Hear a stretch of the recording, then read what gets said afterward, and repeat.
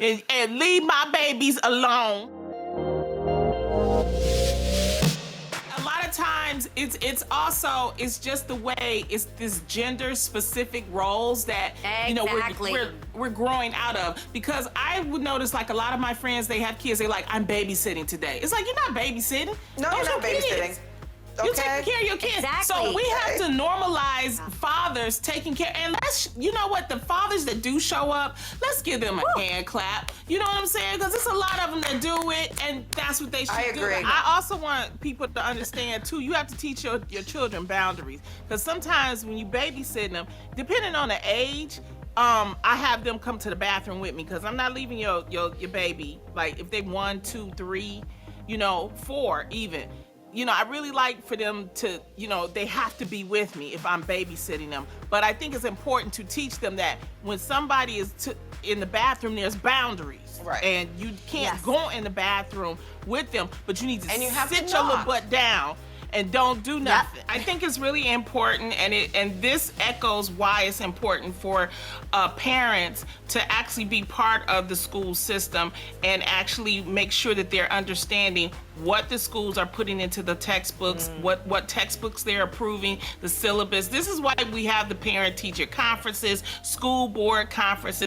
I mean, if you're gonna have children, and especially during this time, you have to take part in it because this is what they're teaching our children. And also, get your kids to question.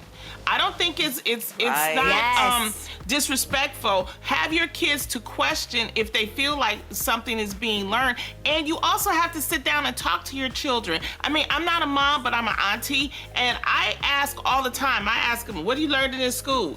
That used to be the Right. question that we would sit down and talk to our kids about so that we can find out certain things. And you're right, Jeannie. It's like when you find out what they're learning, you're like, wait, no.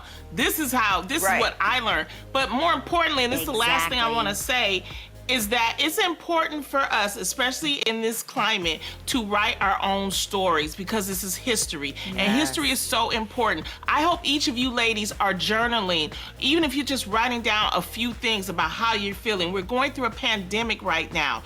Everybody within the sound of my voice, in 100 years, people are gonna wanna know what happened during this pandemic, and people of color especially need to have their stories told as well and recorded. So please start journaling, write down, because Yes. you are part of history. What, Lonnie? Well, I think, I don't have kids, but I'm an auntie, and I know kids can get on your nerves.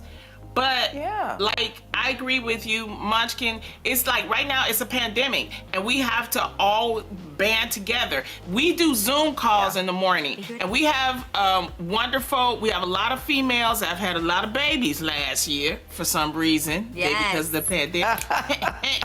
But anyway. Yeah, everyone they're on our the Zoom staff call, had a baby and last year. They had a baby, and when sometimes I can hear the baby like needs the attention.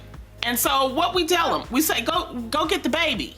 We're not saying we're going, oh Lord, it's not gonna work. We're like, no, go get We're your baby showing and put your grace. baby. And they're like, no. You have to have We're like, compassion. no, show We're in a grace. pandemic. That's right, compassion. We're in a pandemic. Right. These are And I mothers. completely Yeah. I definitely have friends who cuss at their kids, and I be telling them, if I catch them, like, no, we don't use that type of language. Like, because people get frustrated, I understand. Yeah. But it's like, don't cuss at your kids. That's your kid. They get on your nerves. Also, but patience. Like a lot of dads, they'll call themselves toughening up their sons. So, they make them do certain things, or, they'll make them fight them.